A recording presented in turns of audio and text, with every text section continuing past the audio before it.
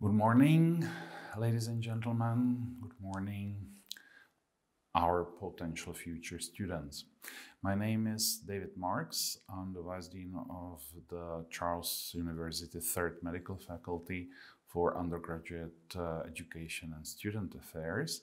And I'd like to introduce you to our faculty, to the way we teach medicine, and a little bit stimulate you to choose studying with us. So this is Prague. Prague is a beautiful city in the center of Europe with a lot of wonderful architectural monuments, the oldest ones dating back to the 9th century. For instance, this is the old new synagogue in the center of Prague's old town. This synagogue has been founded at the beginning of the 12th century and is still working, and similar buildings can be found around Prague. This is the historical building of Charles University. Charles University was founded in 1348. And since that year, medical faculty is one of the basic parts of this university and is continuously in action for all those centuries. However, modern times require modern buildings. So here on this slide, you can see the main building of our faculty at Ruska, the building in which those of you who will decide to study with us will spend a lot of time, especially during the first 2 or 3 years. We are providing general medical studies based on the European standard. All across European Union, the medical schools have to teach the content based on EU-wide standard, so that any student graduating from a medical school can immediately start practicing in any EU member state. Over and above that, the Charles University is recognized as a university in more than 170 countries worldwide. So you shouldn't have any problems. And we do have graduates that practice medicine all around Europe, in the United States, South America, Japan, Australia, you name it, we have one graduate there. Some of you may be asking a question, why are there 3 medical schools in Prague and what's the main difference between them? Well, as I said before, originally it was 1 medical faculty, and that was divided into 3 at the beginning of the 50s based on political pressure coming from the Soviet Union. After 1989, after the fall of communism, there were discussions about merging back into 1, and the final decision was made to keep it as it is and just to find something special in each of the faculties.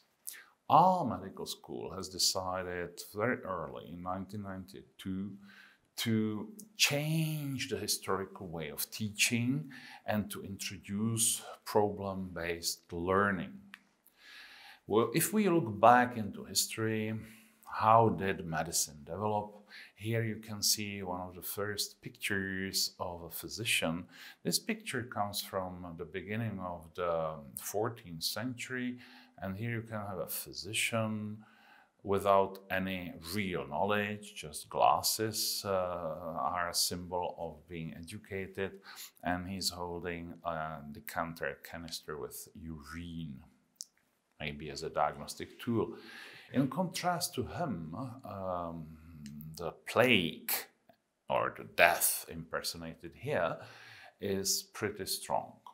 And that was how medicine was provided for quite a long time, with physicians without any real specialization as the only representatives of the profession. Nowadays, we still see medical schools that are teaching based on the historical model, which has come to a conclusion in 1781 that surgery will be a part of medical studies. Until then, surgeons were just considered non-physicians. And here you can see the impersonation of the two basic types of internist from today's nomenclature, having a lot of knowledge, a lot of books, and the surgeon having no books but a lot of instruments and being slightly a dandy. Modern medicine is more than about the division into these two basic lines. Modern medicine adds a lot of research results to diagnoses and treatment, and it uses recent research results in the field of molecular genetics, histology, biochemistry, and especially immunology and immunopathology. And so educators worldwide have been thinking about how do we add all this knowledge to the medical curriculum. So how do we surpass the old style of teaching medicine, starting with anatomy, with the bones and muscles? Most of our students are not going to be specialized in anatomy. Most of our students are going to work with patients. Why don't we expose students to patients at an early time? Modern medicine is all about molecular diagnostics, genetic diagnostics, and treatment. And it's not only about being a physician. There's several specializations in medical care as well as in non-medical care. So that's why at the beginning of the 90s we have been finding examples all around the world. Our basic models were taken from Maastricht, Cambridge, and Munich, partly also from Karolinska. And our studies are structured in an integrated way, starting with the very baseline. The first year is focused on everything about the cell, we call it cellular basis of medicine. So students are taught biochemistry, histology, immunology, molecular genetics. And hopefully we're trying to teach it in a way that integrates together. It's like a jigsaw puzzle, putting together different pieces with one goal to make a wider picture. Also, a specifics of teaching at our medical school is allowing for early contact with patients. Most of you, if you graduate, will be clinical physicians, internists, GPs, pediatricians, gynecology obstetricians, whatever. So it's useful to arrange for contact with patients already in the first year, when our students are learning how to communicate with patients, especially with chronically ill patients. They are allocated into long-term care facilities where they are taught what does it mean having a handicapped child or being on a wheelchair. How does this illness impact the everyday life of the patients and their families? Also, basic pillar of medicine nowadays is understanding the ethical dilemmas. Modern medicine is extremely potential. It can do a lot of things. We call it sometimes playing God. Physicians can change genetic information. All this brings a lot of ethical responsibility. So for 5 years, you're going to study medical ethics. Again, in an integrated form, tied to the topics that are studied each year. And another, let's say, pillar subject that goes across the 6 years of studies is public health, epidemiology, hygiene, topics that are very hot nowadays due to COVID pandemic and medical law. So let's speak business a little bit more. In the first year, the main subject we are teaching, and our students will be much more specific about this, is called cellular basis of medicine, and you can see what is it comprised of. The second year, the main subject is called structure and function of the human body, and it mainly consists of anatomy and physiology. Again, do you hear it? Anatomy and physiology. So when, as an example, when in anatomy students are taught about heart, physiologists are teaching them about circulation and about blood. Introduction to clinical medicine, that's a subject that's taught for 3 years, and that shows you practical approach to patients. You are visiting hospitals, long-term care facilities, you are visiting, for instance, facilities for blind people, or facilities where young people who have suffered a severe injury and are using wheelchair are being trained how to cope with everyday life. There are smaller subjects such as biophysics and Czech. It's a frequent question. Is it expected from us, do students from English curriculum ask, to master Czech? Well, no, we are not so naive. Czech is quite a difficult language. On the other hand, basic Czech, being able to greet a patient and to ask basic questions, is required, but you'll have 2 years to learn it. I've already mentioned medical ethics, public health, and the clinical placement means that you'll spend 3 weeks in a long-term care facility. These are some of our classes. This is probably histology. Then the second block, this third and fourth year, you are being taught about pathology. How do the tissues look like in illness? How do organs look like in illness? How are functions of human body modified during illness? So these are the subjects, pathology and pathophysiology. And we are proceeding to clinical topics. So when you are taught microbiology, at the same time you are taught basics of infectious diseases. Medical imaging is a subject that's pretty well tied to teaching anatomy. We do provide a lot of clinical placements in the first, second, fourth, and fifth year. You'll spend quite a lot of time during summer holidays in hospitals. So you can see in the back of this slide some flags. At present, we have much more flags. We do have students studying here from over 30 countries, and it's not like English curriculum and Czech curriculum. Students are working together. They are not having classes together, naturally, because classes for you are taught in English, but they spend a lot of time during practical training and especially during extracurricular activities together. The last 5 years are pretty traditional. There are a lot of clinical rotations, smaller clinical subjects, dermatology, eye medicine, ENT, large subjects such as internal medicine, pediatrics, and finally, in the 5th and 6th years, you undergo final exams. In the 6th year, for your class, we are introducing a new approach to teaching.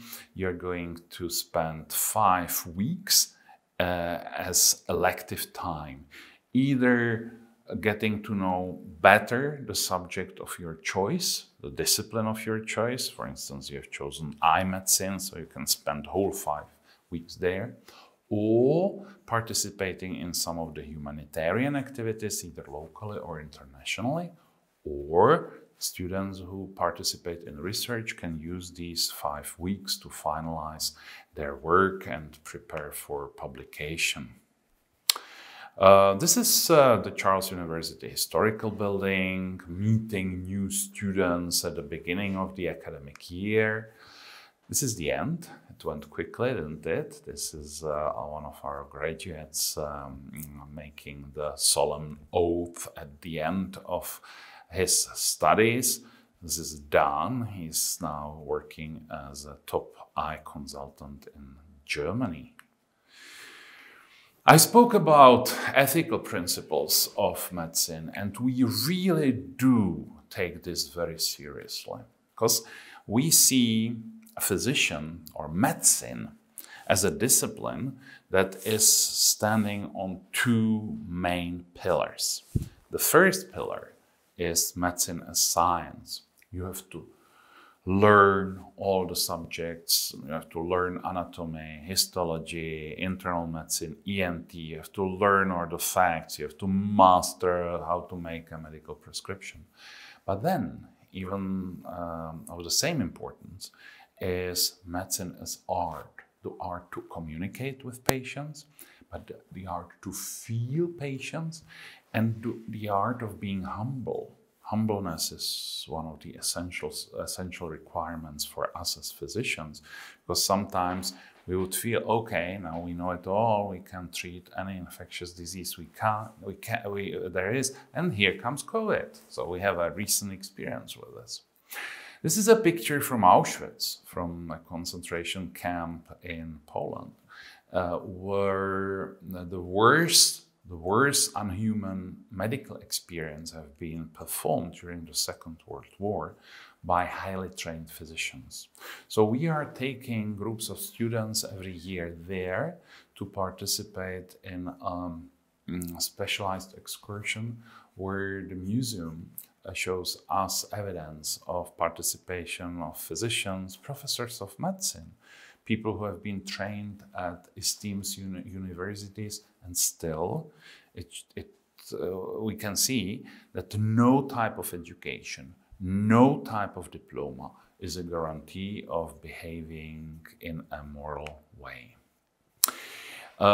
As we know, students have different interests. Some of them really know straight from the beginning that they want to become eye surgeons. Some are looking for some guidance.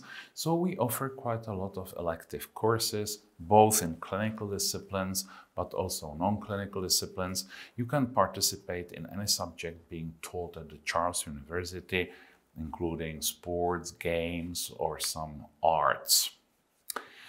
Clinical placements take place in the Czech healthcare facilities, for you mainly in the university hospitals, but naturally you can spend time at home, either during teaching or over and above it, organized for EU citizens by Erasmus exchange program, and for non-EU citizens by other types of programs, and the university provides some financial support to all of them.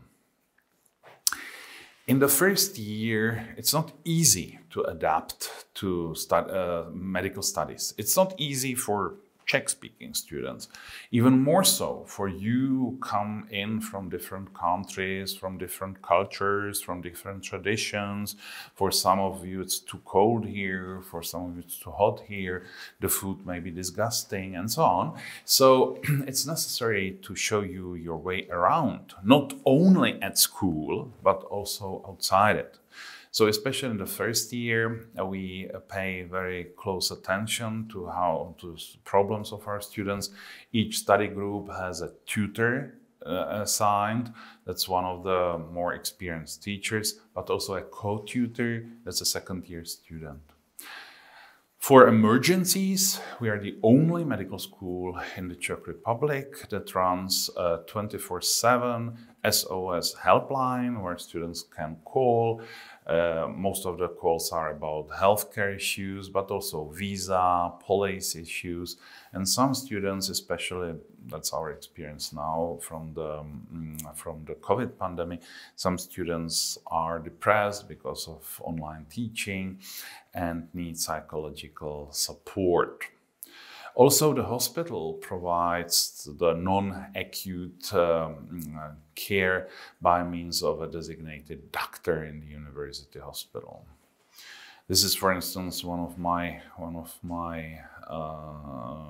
introductions to first-year students. They are already nearly in the 6th year. This year, we've visited old city of Prague, and here we are sitting, or they are sitting, in front of the statue of Charles IV. And well, you can't see Charles IV, but here you can see a symbol of the medical school underneath. Students are very active, and it's not who am I to tell you about their activities, they'll tell you themselves.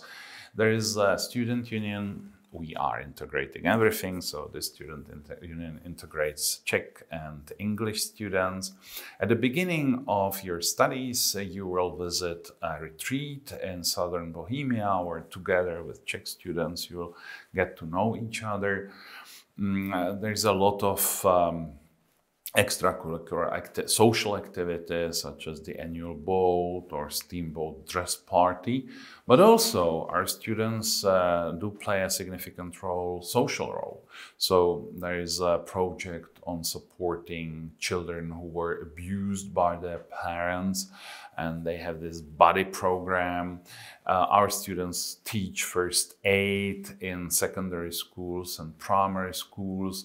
We have a group, it's called Medics on the Street, who provide healthcare for homeless people. 3 to 4 times per year, a group of students, Czech and English-speaking students, go to Africa and they work in a hospital there. And part of our students participate in introducing university to school children. It's called Kids University. So this is the initial retreat in southern Bohemia. It's always like that there, sunny and nice weather. This is the initiation ceremony, where students sort of admit you into their groups. Into their group. It's more a fun party. This is the annual ball. This is a Quidditch match. I forgot to mention that to be our students, you have to really learn Quidditch well to represent your study group or your year in this match.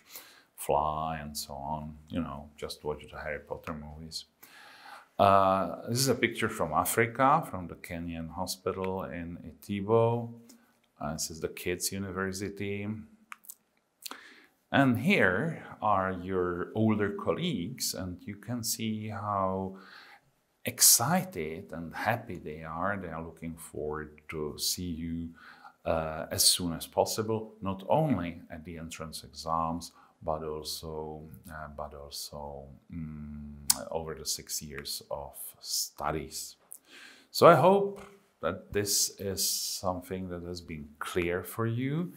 If you need any information about entrance exams, about documents you will need, don't hesitate to contact us either by means of our webpage or Facebook page, and or through the agencies that you are using to arrange preparation for your entrance exams. It's been great talking to you, and I hope that you will think about joining us. And if you come to the conclusion that you will, I'm looking forward to seeing you around over the next years. Have a good day. Goodbye.